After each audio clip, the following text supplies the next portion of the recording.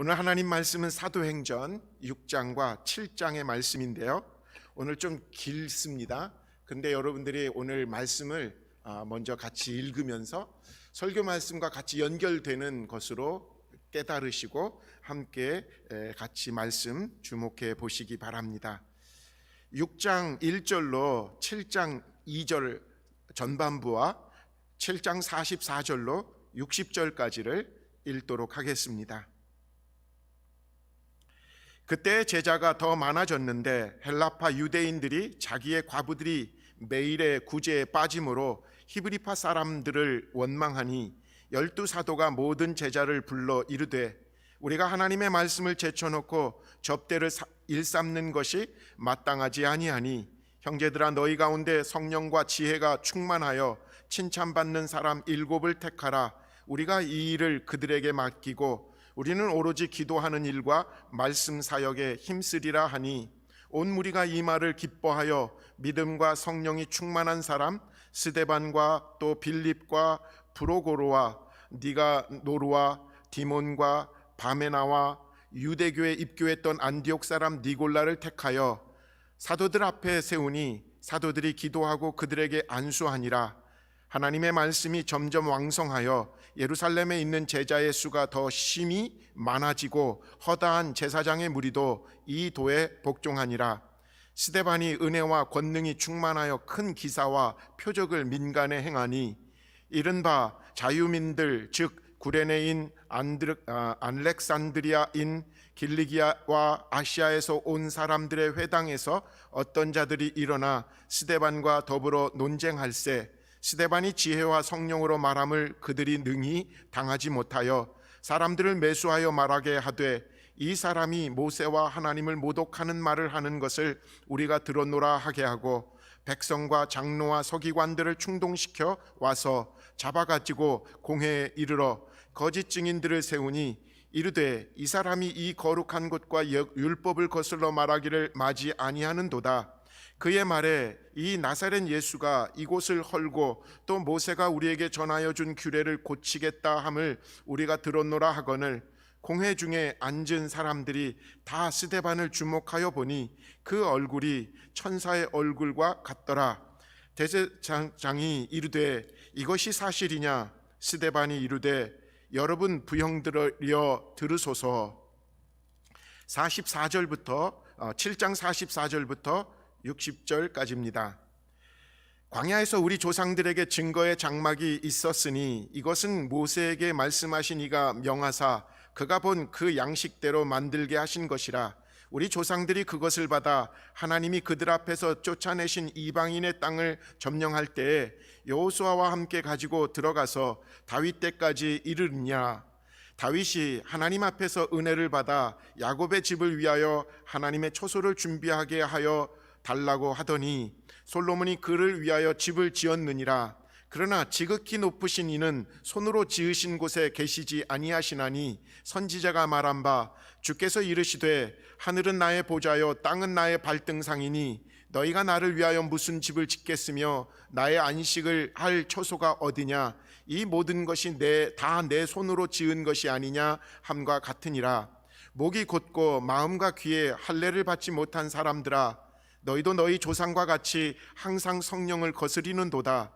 너희 조상들이 선지자들 중에 누구를 박해하지 아니하였느냐. 의인이 오시리라 예고한 자들을 그들이 죽였고 이제 너희는 그 의인을 잡아준 자요 살인한 자가 되나니 너희는 천사가 전한 율법을 받고도 지키지 아니하였도다 하니라.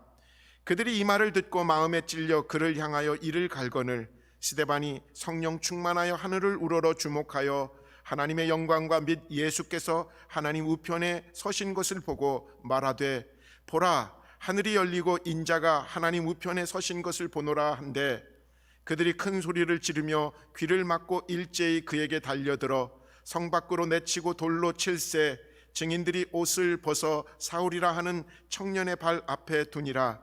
그들이 돌로 스데반을 치니 스데반이 부르짖어 이르되 주 예수여 내 영혼을 받으시옵소서 하고 무릎을 꿇고 크게 불러 이르되 주여 이 죄를 그들에게 돌리지 마옵소서 이 말을 하고 자니라. 오늘 송경화 전사님께서 내가 이 반석 위에라는 제목으로 말씀 전해 주십니다.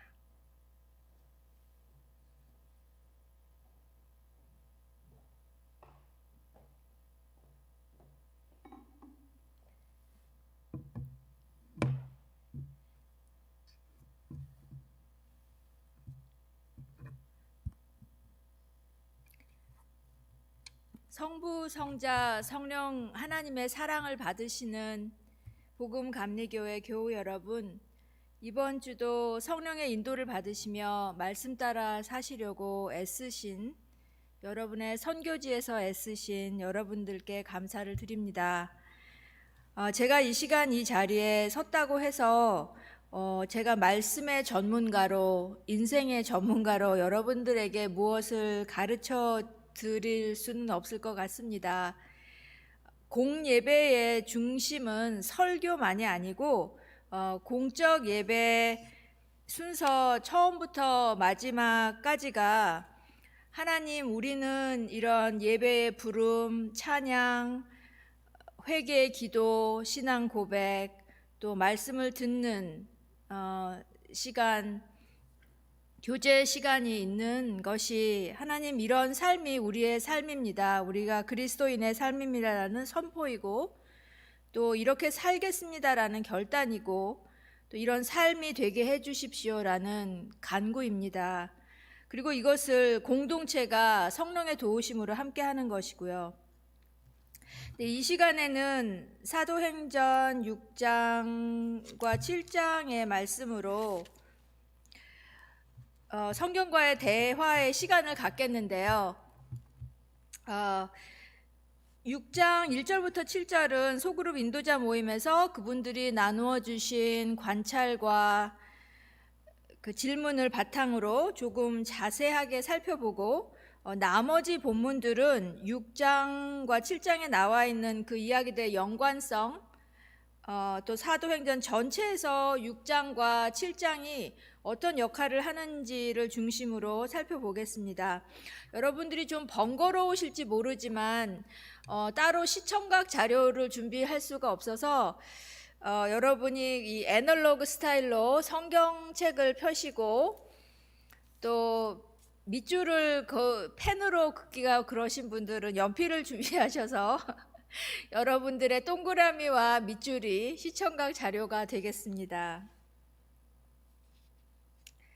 네, 사도행전은 신약에 있는 유일한 역사서입니다.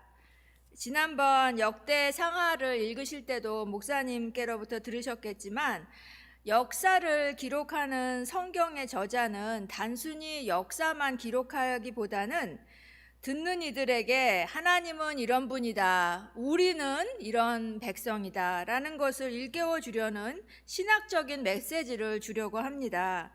네, 누가복음과 사도행전을 기록한 저자도 그런 의도가 있습니다. 그것을 집약해서 말해주는 부분이 사도행전 1장 8절부터 9절 부분인데요. 이 부분은 이제 사도들이 한자리에 모였을 때 예수님에게 주님께서 이스라엘 나라를 되찾아 주실 때가 언제죠? 하니까 예수님께서 그거는 너희가 알 바가 아니다 하시면서, 그러나 성령이 너희에게 내리시면 너희는 능력을 받고 예루살렘과 온 유대와 사마리아에서 그리고 마침내 땅끝까지 이르러서 내 증인이 될 것이다 라고 말씀하신 그것을 그 예수님 사건, 그러니까 예수님의 십자가와 부활의 사건이 그냥 일회성으로 끝나는 것이 아니라 Jesus Movement, 예수님 운동으로 그 복음이 어떻게 능동적으로 확산이 되는지를 보여주고자 하는 누가의 의도가 있습니다. 사도행전 6장은 이렇게 시작을 합니다. 이 시기에 제자들이 점점 불어났다. 이 시기가 어떤 시기일까요? 네, 이 시기 저희가 여러분들께 숙제를 내드렸는데 1장부터 5장을 이제 잠깐 훑어보면, 1장 4절에 보면 이제 부활하신 예수님께서 사도들과 잡수실 때 이렇게 말씀을 하셨죠. 예루살렘을 떠나지 말고 여기에서 기다려라. 예루살렘을 떠나지 말고 이곳에서 성령을 받을 때까지 기다리라고 말씀을 하셨죠. 그래서 그렇게 이제 기다리다가 2장에 보시면 오순절이 되었을 때 한 곳에 모여서 있을 때에 성령이 그들에게 임합니다. 불과 같은 바람과 함께 혀의 형상이 된 그 성령들이 임하고, 그리고 5절에 보시면 예루살렘에 경건한 유대 사람들이 세계 각국에 와서 살고 있었는데, 그러니까 말하자면 이제 이런 거죠. 그 서울이라는 도시에 이민간 그런 뭐 브라질에도 이민을 가고 미국에도 이민을 가고 그런 그 2세 3세들이 이제 왔는데, 거기에서 그 사람들이 그 각각 브라질 말, 뭐 프랑스 말, 영어로 그런 자기 본토 언어로 그 방언을 듣게 되는 겁니다. 그런 일이 일어났죠. 그리고 나서 이제 베드로가 오순절 설교를 하고, 베드로 사도의 오순절 설교가 있고, 2장 42절에 보시면 그의 말을 받아들인 사람들이 세례를 받았는데 그날 신도의 수가 3,000명이 늘어났습니다. 그리고 그들이 한 것이 무엇이냐면 사도들의 가르침에 몰두하며 서로 사귀는 일과 빵을 떼는 일과 기도에 힘썼습니다. 그뿐만이 아니라 그 43절부터 보시면 2장 43절에 보시면 모든 재산을 같이 공유했습니다. 그래서 소유물을 팔아서 모든 사람에게 필요한 대로 나누어 주고 빵을 떼고 순전한 마음으로 음식을 먹고 하나님을 찬양하였죠. 그것을 이제 4장 32절에 보시면 많은 신도가 한 마음 한 뜻이 되어서 아무도 자기 소유를 자기 것이라고 하지 않고 모든 것을 공동으로 사용하였죠. 그래서 그들 가운데는 가난한 사람이 한 사람도 없었습니다. 네, 이 말씀은 여러분들께서 구약을 계속 읽어오시는 분들이 계시면 신명기 14장, 15장에 하나님께서 11조라는 제도를 주시고 또 7년 만에 빚을 탕감하는 제도를 주셔서 이렇게 하면 너희의 나라에 가난한 자가 아무도 없을 것이라고 말씀하시는 것의 성취라고 볼 수 있습니다. 이런 교회가 탄생을 하고 이렇게 이제 자라나고 있는데 모든 것이 순탄하지만은 않았습니다. 사도행전 5장에 보시면 이제 그 교회 안에 내부의 문제가 있는데 부정직의 문제였습니다. 부정직의 문제로 아나니아와 삽비라가 죽음을 당하는 그런 문제가 있었고요. 그리고 바깥으로 외부적으로는 4장에 보시면 베드로와 요한이 사람들에게 말을 하고 있는데 제사장, 성전, 경비대장, 사두개파 사람들이 몰려와서 이 베드로와 사도들이 예수의 부활에 대해서 가르치는 것에 대해서 격분해서 사도들을 붙잡고 가두었습니다. 그리고 또 그 유대 지도자들과 장로들 5절에 보시면 예루살렘에 모여서 대제사장 뭐 이런 사람들이 모여서 공회에서 신문을 하고, 그리고 이제 17절에 보시면 이제 트집을 잡을 것이 없으니까 절대로 예수의 이름으로 가르치지 말라고 명령을 하고 놓아줬죠. 그리고 5장 이제 17절에 보시면 또 대제사장들과 그의 지지자들인 사두개파 사람들이 시기심이 가득 차서 들고 일어나서 또 21절 보시면 이제 공의회와 그런 원로회를 소집을 하고, 그리고 신문을 하고 사도들을 신문을 하고 죽이려고 합니다. 34절에 보시면 그들을 죽이려고 합니다. 그런데 가말리엘이라는 사람이 그냥 내버려 둬라, 별게 아니면 스스로 없어질 테니까 그렇게 하지 말고, 그래서 가까스로 죽음은 면하게 됩니다. 이런 백그라운드 가운데에서 사도들이 5장 41절에 보시면 사도들은 예수의 이름 때문에 모욕을 당할 수 있는 자격을 얻게 된 것에 기뻐하면서 공의회에서 물러나고 그리고 날마다 성전에서 가르치고 이 집 저 집에서 쉬지 않고 가르치고 예수가 그리스도임을 전하였습니다. 이런 가운데 이런 시기에 제자들이 점점 많이 늘어났습니다.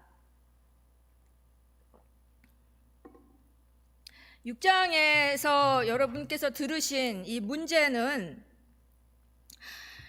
이런 시기에 일어났다는 것을 주목할 수 있고요. 그리고 두 번째로는 제자들이 점점 불어났을 때 일어났던 일입니다. 이 일은 어떤 그리스도를 정말로 믿지 않는 그냥 문화적인 무늬만 있는 교인들이 일으킨 일이 아닙니다. 이건 제자들이 모여 있을 때에 일어난 일인데 표면적인 갈등은 무엇이었냐 하면 그리스 말을 하는 유대 사람과 히브리 말을 하는 유대 사람들 사이에 갈등이 있었는데 그것은 그리스 말을 하는 유대 사람들이 히브리 말을 하는 유대 사람들에게 불평을 한 것입니다. 원망이라고 되어 있고요. 개역 개정에는.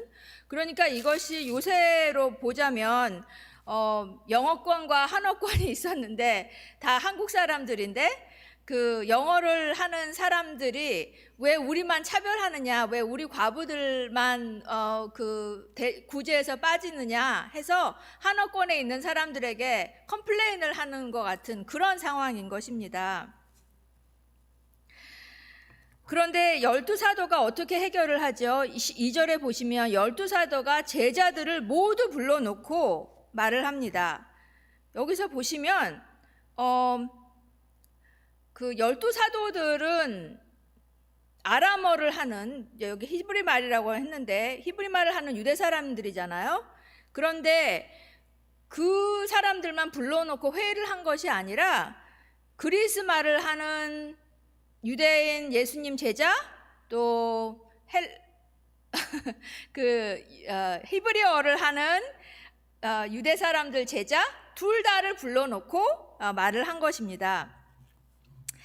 2절과 3절, 4절에 있는 것은 보면 이분들이 다 생각을 해놓고 이렇게 일방적으로 통보를 한 것 같은 느낌이 들지만 이것이 우리가 회의하는 그런 그 과정들을 생각을 해보면 여기에서 12사도가 이쪽에 있는 그룹들의 의견을 수렴을 하고 또 생각을 해보고 여러 가지의 과정을 통하여서 이런 솔루션이 나왔다고 봐도 무방할 것 같습니다. 그래서 사도들이 내놓은 그 아이디어는 무엇이냐 하면 형제자매 여러분, 신망이 있고 성령과 지혜가 충만한 사람 7을 여러분 가운데서 뽑으십시오. 그러니까 사도들이 우리가 뽑겠다고 얘기를 안 하고 이 두 그룹의 사람들을 모아놓고 여러분 가운데서 의논을 하셔서 새로운 리더를 선출을 하십시오. 이 구제 사업을 맡길 새로운 리더를 선출을 하십시오. 그것이 사도들의 이제 파이널 그 아이디어였습니다.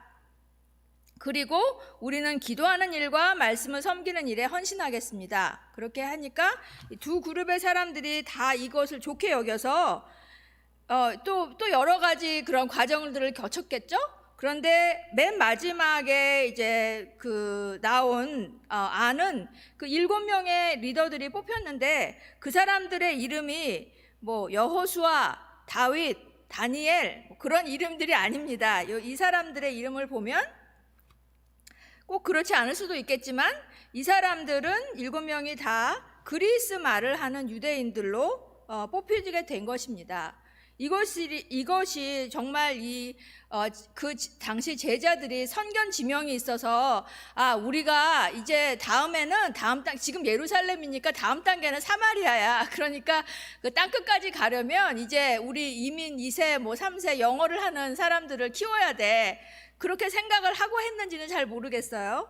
그런데 어쨌든 이 6장과 7장, 8장을 이렇게 이어서 읽다가 보면 이 결정이 얼마나 그 다음 선교 사명을 감당하는데 초석이 되는 결정이 되어 있는지를 우리가 알 수가 있습니다. 그래서 그 사람들을 이 제자들이 뽑은 거예요. 그래 이런 그 과정은 사실 지금 요새 그런 경영학 교과서 같은데 나올 만한 그런 케이스입니다. 사도들이 자기들이 권위를 사용하지 않고 그것을 그 모든 제자들에게 맡기고, 또 모든 제자들은 히브리파 사람들도 인재가 많았을 텐데 그 헬라어를 하는 사람들을 인도자로 뽑았습니다. 그리고 사도들이 이제 기도하고 그들에게 안수하였죠. 그래서 그 결과는 하나님의 말씀이 계속 퍼져나가서 예루살렘에 있는 제자들의 수가 부쩍 늘어나고 제사장들 가운데서 이 믿음에 순종하는 사람들이 많게 되었습니다. 이 프레이즈는 누가가 자주 사용하는 이런 전환점이 있을 때마다 우리를 상기시켜주는 그런 프레이즈입니다. 네, 앞에서 지금 저희가 본 이런 방식대로 6장 8절부터 7장 끝까지 전개를 하면 여러분들이 너무 지치실 것 같아서, 지루하실 것 같아서 여기 이 시기에 제자들이 점점 불어났다라는 거기에서 힌트를 받아서 하나의 질문을 하고 그냥 정리를 하는 식으로 다음 단계는 이제 풀어가려고 하겠습니다. 이 시기에 제자들이 점점 불어났다고 했는데 이 영어 성경에서는 제자라는 말이 처음 쓰인 것이 6장 1절입니다. 그래서 이런 질문을 우리가 할 수 있을 것 같아요. 6장과 7장에 보여지는 제자들은 어떤 사람들이었을까? 그런 질문을 할 수 있을 것 같아서 6장 1절부터 7절은 이제 오리지널 그 사도할 때의 그 아파슬의 A가 대문자로 쓰여지는 그 12 오리지널 사도들이 보여준 그런 제자의 모습은 교회의 사명, 교회의 목적이 자신들의 권위보다 훨씬 중요한 그 교회의 사명과 목적을 훨씬 중요하게 여긴 사람들이라고 말할 수 있습니다. 그렇게 자기의 권위가 별로 중요하지가 않으니까 본질적인 것, 말씀과 기도, 우리가 정말 이 차세대를 이렇게 교육해야 하고 이렇게 세워야 하고 교회를 이렇게 세워야 하고 그런 부분에서는 전혀 타협이 없었지만 모든 다른 부분에서는 열려 있었던 거죠. 이 분들이 하시는 그것을 보면 정말 그런 열려 있는 마음으로 듣고 또 그 문제를 냉철하게 보고 이 과부들이 구제해서 소외를 받는다는 것을 굉장히 시리어스 중요한 문제로 보고, 그리고 이것을 푸는 데 있어서 표면적인 문제만 다루는 것이 아니라 정말 본질적인 것에 이 두 그룹의 갈등이 있구나. 그리고 우리가 앞으로 이런 교회 사역을 감당하려면 정말 다른 사람, 다른 차이가 있는 이 문화와 언어가 다른 사람들 중에서도 인재를 세워야 되겠구나라는 그런 솔루션을 생각을 한 것 같습니다. 그래서 첫 번째 그 제자들의 모습은 사명이 자기의 권위보다 중요하게 여겼던 사람들이라고 말할 수 있겠고요. 그리고 두 번째로는 6장 8절부터 7장 마지막까지에서는 예수님의 그럼 제자들은 어떤 사람들이었을까의 두 번째 앤서로는 예수님 같은 사람들이었습니다. 그 대표가 이제 스데반인데요.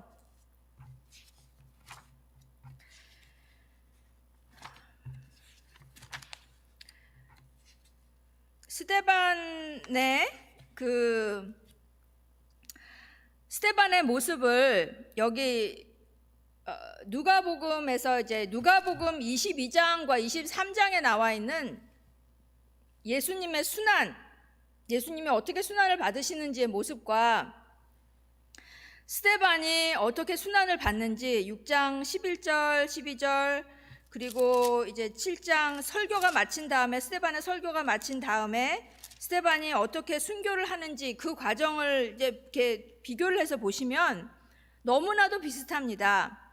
예수님을 체포하려는 음모가 있었고요. 스데반에게도 그런 음모가 있었고요.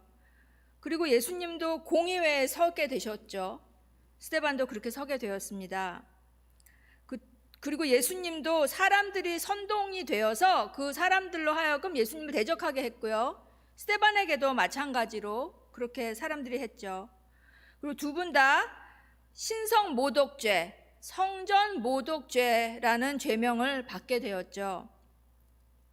두 분 다 죽으실 때 내 영혼을 아버지께 의탁하나이다라고 말씀하셨고, 또 죽으시면서 나를 죽이는 이 사람들을 주님 그 죄를 그들에게 돌리지 마옵소서라는 용서의 기도를 하셨습니다.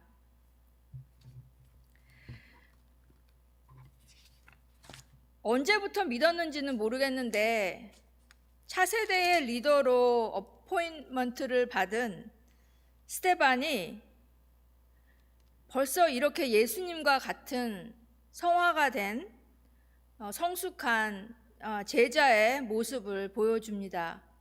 그런데 이 모습은 우리가 사도행전 1장부터 5장에 보았던 그 오리지널 사도들의 모습과도 너무나도 비슷합니다. 그러니까 예수님께서 예수님의 제자로 처음 삼으신 그 사람들은 예수님을 따라서 예수님 같이 기적을 행하고 은혜가 충만하여서 말씀을 가르치고 그런 이제 신유의 은사를 행하고, 그리고 예수님 같이 핍박을 당하고, 그리고 이제 또 차세대로 세워진 스데반도 또 그 오리지널 사도들 같이 또 예수님 같이 똑같이 은혜가 충만하고 능력이 충만하여서 백성 가운데 놀라운 일과 큰 기적을 행하고, 그리고 예수님 같이 또 첫 번째 그 사도들 같이 그런 핍박을 당하고, 결국은 4장, 5장에 이렇게 복선으로 깔렸다고 할까, 전조가 보인 이제 사도들이 정말 이렇게 죽을 거다, 이 말을 안 듣고 너 예수님 전하면 죽여 그렇게 했는데 계속 전하면 죽잖아요. 그러니까 결국은 스데반이 그 첫 번째 순교자가 되고 마는 것입니다.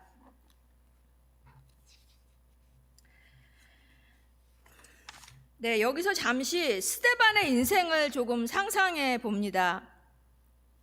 저희가 교회로서 이제 호세아서, 역대기서, 느헤미야서 그런 것을 읽으면서 이스라엘이 어떻게 망했는지에 대해서 저희가 보았죠. 남유다, 북이스라엘이 결국 우상 숭배로 나라가 완전히 망하고 나서야 이제 디아스포라 유대인들이 뿔뿔이 다 흩어져서 살면서 유대인들은 왜 나라가 망했는지 철저하게 깨달으면서 신명기 6장에 나와 있는 대로 자녀들에게 하나님 말씀을 가르치지 않은 것에서 원인을 찾고 흩어진 곳에서 회당을 세우고 자녀들에게 토라를 가르쳤습니다. 스데반의 부모님도 아마 스데반을 그렇게 키운 것 같습니다. 스데반의 설교를 들어보면 요새 말로 그 하나님 나라의 구속사를 꿰차고 있죠. 완전히 이 사람은 그게 자기의 내면화가 돼서 그 이스라엘의 스토리가 그냥 술술 나옵니다. 스데반은 어떻게 예수 그리스도의 도를 웨이라고 하는 도를 접하게 되었을까요? 여기 2장 사도행전 2장에 보시면 아까도 말씀드렸던 그 5절에 예루살렘에는 경건한 유대 사람들이 세계 각국에 와서 살고 있었는데 이제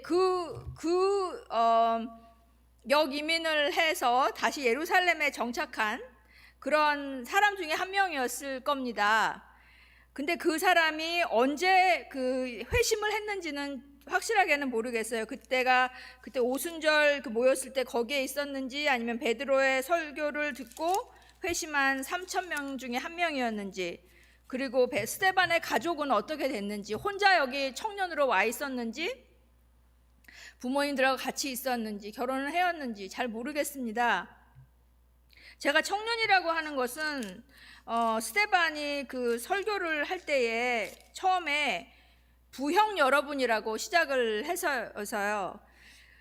그러니까 적어도 얼마나 젊었는지 늙었는지는 잘 모르겠지만 이 자기를 잡아오고 자기를 공의에 세운 그 사람들보다는 나이가 어렸던 것 같습니다. 그러니까 그는 철저한 구약 공부, 유대인들은 구약이라고 안 하겠죠. 히브리 성경 토대에서 그러니까 그런 훈련을 받은, 그런 회당에서 그런 훈련을 계속 받은 후에 요새 말로 예수님을 인격적으로 만났고 그의 삶에는 본질적인 변화가 있었습니다. 마틴 로이드 존스 목사님은 기독교는 다른 지식과 시각만 주는 것이 아니라 영과 본질 자체를 변화시킨다라고 했습니다. 여기 스데반에 대해서 말한 것을 보면 6장 8절에 스데반은 은혜와 능력이 충만해서 했는데, 이 은혜라는 것을 잔 스타드 목사님은 예수 그리스도를 닮은 인자한 성품을 가리킨다라고 말했습니다. 이것은 은사가 많다기보다는 그 인품이 아주 그리스도와 흡사한 그런 인품을 가진 사람이라는 것이었습니다. 그런 그 스데반이 교회에서 그 문화와 언어의 갈등이 있었을 때 차세대 리더로 뽑혔고, 은혜와 능력이 충만해서 백성 가운데서 그런 놀라운 그런 기적을 행하고 있었습니다. 근데 이렇게 장래가 촉망되는 그리스도의 청년이 끔찍한 죽음을 당한 것입니다. 저희가 그 얼마 전에 조지 플로이드 그 분이 죽임을 당하는 것이 전 세계에 퍼졌을 때 아마 많은 분들이 그것을 눈뜨고 보실 수 없으신 분들도 많으셨을 거예요. 지금 저희가 성경을 그냥 읽어서 이 죽음이 얼마나 끔찍한지 제가 상상이 잘 안 가지만 정말 그런 그 폭력, 그런 폭력에 희생이 되고 맙니다. 여러분께서 한번 가장 아름다운 사람을 생각해 보세요. 여러분의 자녀가 될 수도 있고, 여러분의 배우자가 될 수가 있고, 여러분이 정말 너무너무 이 세상에서 가장 아름다운 사람이다라고 생각하는, 이 사람은 정말 천상에 속한 사람이다 라고 생각하는 그런 사람이 있다면 그 사람이 스데반이었습니다. 그런데 스데반이 이런 죽음을 당하게 되죠.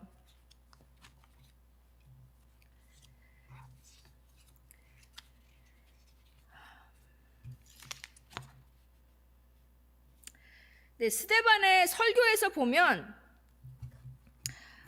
스데반은 이 그리스도의 도를 이렇게 변호하면서 예수 그리스도의 복음을 전합니다. 이것을 통하여서 어쩌면 누가도 이 사도행전을 읽는 사람들에게 예수 그리스도와 예수 그리스도의 도를 따르는 사람들은 정말 반역자가 아니다, 유대교를 반역하는 사람들이 아니다라는 것을 말해주고 싶었는지도 모릅니다. 그는 무례하지 않고 그를 잡아 넣은 거짓 증인을 세운 그 사람들을 부형이라고 부르고, 그리고 그 사람들에게 아브라함과 요셉, 또 요셉의 그 야곱, 모세, 선지자들 그분들이 과 예수님은 한 과에 속한다고 말을 하고 있습니다. 그리고 또 그 예수님의 도를 따르는 교회도, 지금 이제 새로 태어난 이 교회도 같은 반열에 있다고 말하고 있습니다. 그러나 그를 잡아온 사람들은 옛날에 모세를 거역하고 선지자들을 핍박하고 죽인 그들의 조상과 같이 목이 곧고 귀에 할례를 받지 못한 사람들이라고 말합니다. 이런 스데반의 거침없는 담대함을 보면서 우리는 옛날 선지자들의 목소리를 듣는 것 같고, 또 세례 요한의 목소리를 듣는 것 같고, 예수님께서 거침없이 위선하는 바리새파인들에게 말하는 그 목소리를 듣게 됩니다. 이 상황에서 스데반은 정말 죽음을 각오하고 자기를 잡아넣은 사람들의 영혼을 위해서 예수 그리스도의 증인이 되는 제자의 삶을 보여준 것입니다. 사도란 보내심을 받은 자라는 뜻인데요. 그러니까 보냄을 받은 자는 또 보냄을 받은 자를 낳았습니다. 예수님을 따르는 사람은 예수님을 따르는 자를 낳았고, 또 증인은 또 다른 증인을 낳았습니다. 그렇게 주님의 몸 교회는 교회 안에 거짓된 요소로 아파한 적도 있었고, 또 그 정체성의 위기를 겪었고, 그리고 교회 밖에서 박해로 거의 죽음의 위기를 겪어갔지만, 그때마다 성령의 주신 능력으로 그 문제에 적실한 창조적인 생각을 해서 그것을 이겨내고, 그리고 또 그 문제가 다음 선교를 할 수 있는 발판으로 삼았습니다.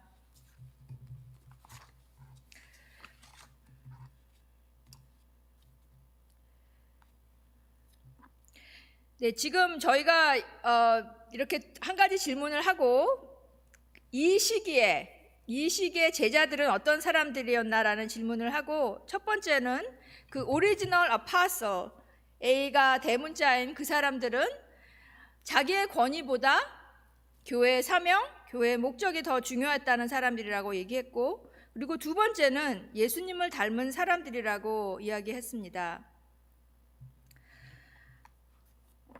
오늘날 우리가 이 말씀을 어떻게 적용을 해야 할까요?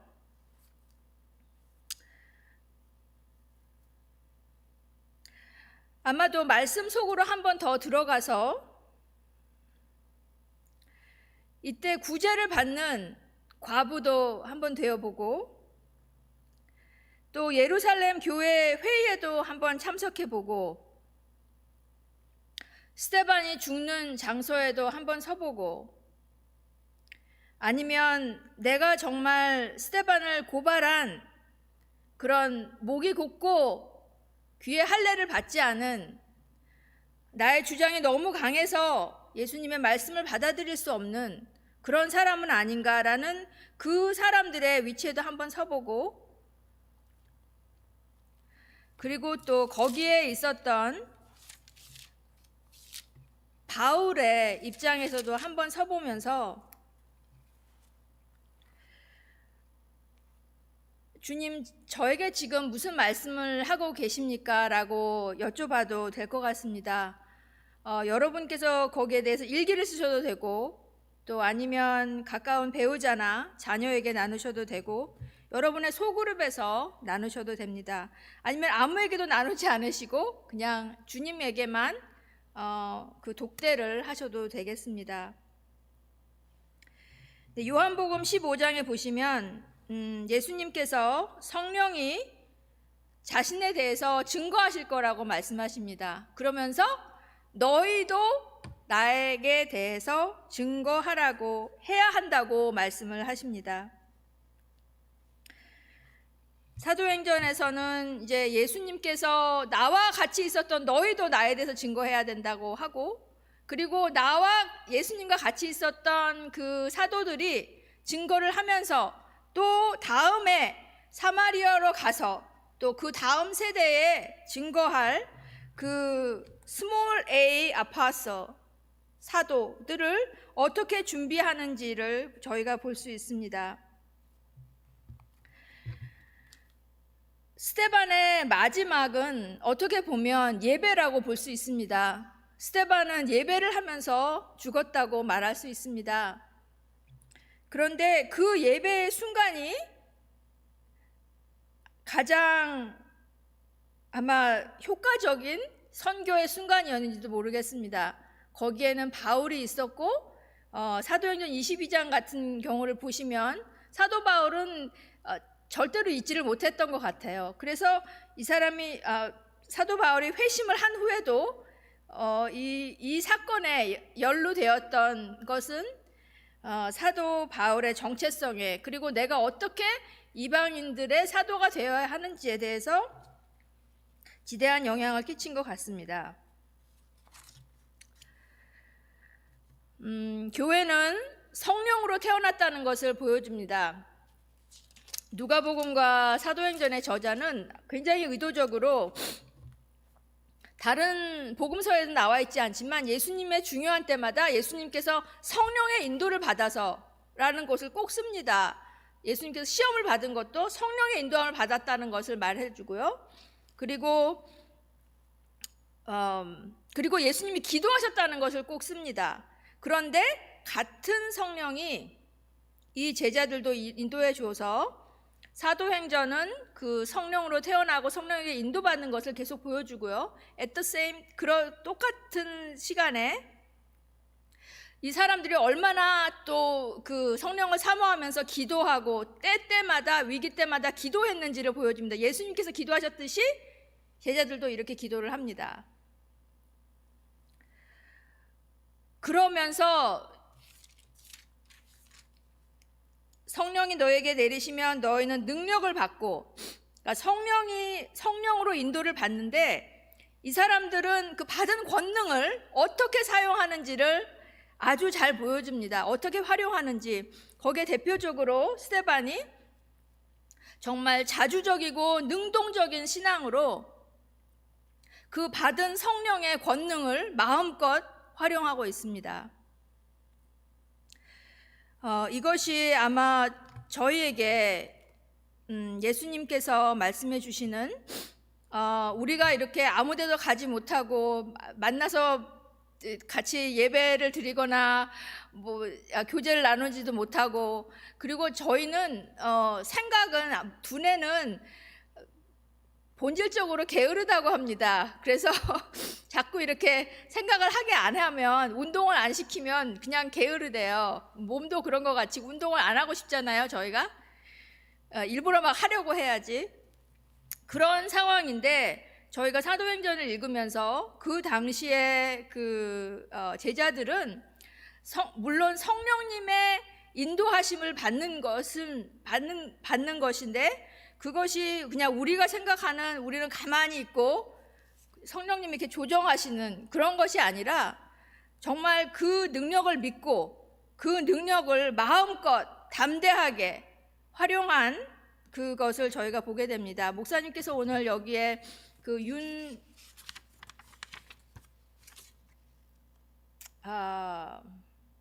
이희돈 장로님에 대해서 써주셨는데, 저는 전혀 모르는 분이었는데 이분이 돌아가시고 나서 이제 그 유튜브 알고리즘에서 저절로 떠나봐요. 그래서 저도 읽어보게 되었는데, 그렇게 유명한 장로님이 되시지 않더라도 우리의 자리에서 정말 내가 어떻게 다음 스데반을 준비시킬 수 있을까? 아니면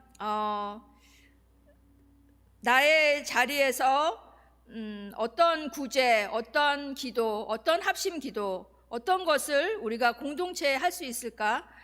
그리고 나의 가정에, 또 나의 개인의 사회에 문제가 있을 때 내가 정말 나의 자존심, 나의 권위를 내려놓으면 무엇이 중요한지가 보이면 어떤 열린 마음으로 창조적인 솔루션을 우리가 제공할 수 있을까?